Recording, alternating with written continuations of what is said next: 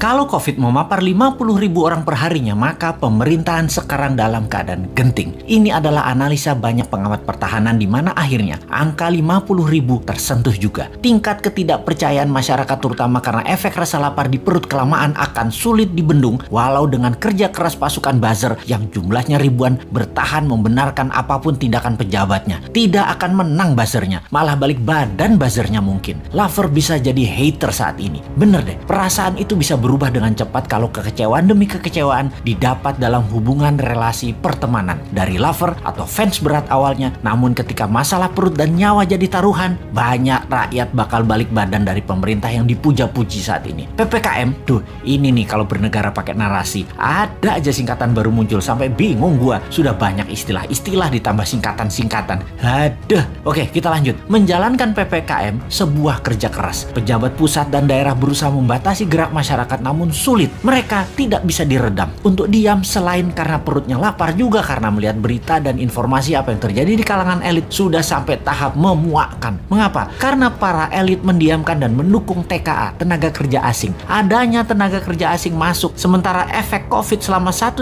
tahun ini ada 9,7 juta pengangguran karena pandemi ini, tetapi elit malah lebih mendukung TKA atau tenaga kerja asing. Hal ini sangat menohok hati masyarakat. Perbuatan memasukkan tenaga kerja asing tadi sungguh melukai banyak hati masyarakat. Ketika dipertanyakan kok diizinkan masuk, maka jawaban pejabat yang paling berwenang dan berkuasa tersebut adalah kita tetap harus dukung investor asing. Jangan sampai investor asing jadi kecewa dan merusak hubungan diplomasi dan ekonomi negara Indonesia. Asli saya enek perut saya mendengar pejabat tersebut bicara. Gila bener. Hak rakyat bertanya dikebiri dengan jawaban picisan dan hak rakyat untuk sehat dipermainkan. Rakyat lapar, Pak. Kok nganggap Tiongkok satu-satunya dewa penolong sih? COVID meledak ini adalah kegagalan Anda juga penanganannya. Kegagalan mengelola negara, dan hebatnya pejabat yang maha serba bisa itu mengatakan kita minta bantuan Tiongkok. Gua blek pol lu ah. Tiongkok mau bantu gratis apa? Lu gile. Lalu di sebuah podcast, jawaban Anda pedagang bener deh. Asli Anda ini pedagang. Gua pikir lu negarawan. Kok bisa yang maha baik di pucuk pimpinan masih menggunakan orang seperti begini? Ampun Gusti.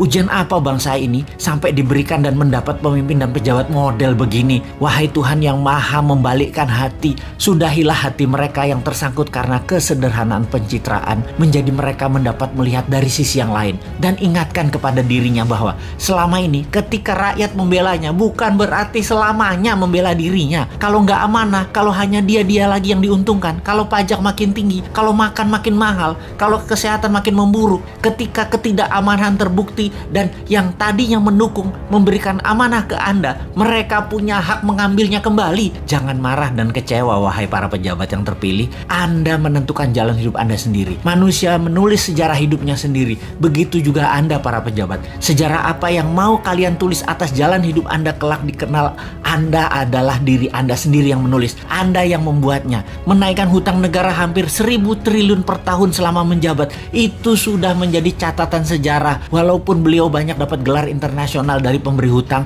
tapi itu adalah fakta. Raja hutang itu adalah keputusannya. Gayanya yang tidak pro UKM dan tidak pro dunia usaha sudah menjadi catatan sejarah panjang juga. Dan menaikkan pajak-pajak serta memajaki hal-hal yang aneh-aneh adalah solusinya juga telah menjadi sejarah dirinya yang dipilihnya untuk anak bangsa, dan cicitnya mencatat dan melihat hal itu. Kembali ke COVID, untuk mencapai rekor tertingginya saat ini dan produk solusinya adalah terbanyak barang impor semua yang namanya antigen, PCR, vaksin, masker. Ada baiknya ke depan kita menggunakan produk-produk lokal yang dibiayai dengan strategi MMT, printing money. Duh, gregetan banget mau bantu negara ini. Sulit bener ya. 3 tahun lagi itu lama loh.